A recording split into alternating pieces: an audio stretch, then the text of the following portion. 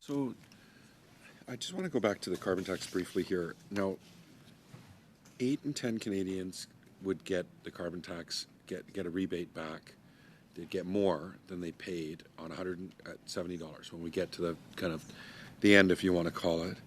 Can you tell me like how much the carbon tax would contribute to inflation?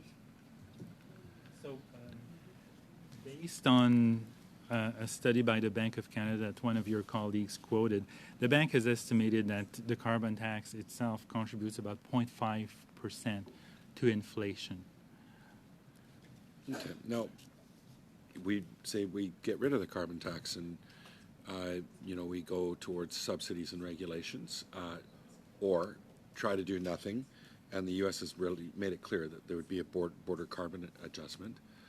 What would that look like in terms of implementing that on the 8 of 10 Canadians that would get it back under the current mechanism of the carbon tax versus getting rid of it and having the border carbon adjustment?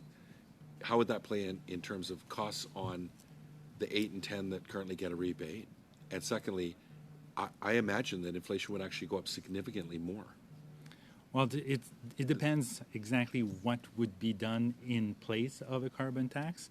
But if we speak just about a carbon adjustment at the U.S. border, so that would probably lead to economic slowdown, and that could be significant depending on the amount of the adjustment that the U.S. would impose.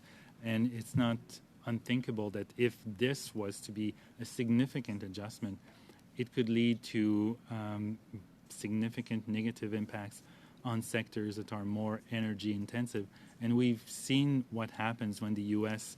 imposes taxes for Canadian exports when it comes to wood products. Like it's been an ongoing dispute for a number of years. So, but it depends on the magnitude of that border adjustment and what type of other instruments would be put in place of a carbon tax. Yeah, don't I know it? Softwood lumber. I live in Vancouver Island, so the $170 a ton, if that was imposed on, everybody at the border, I imagine that would drive inflation significantly without the rebate.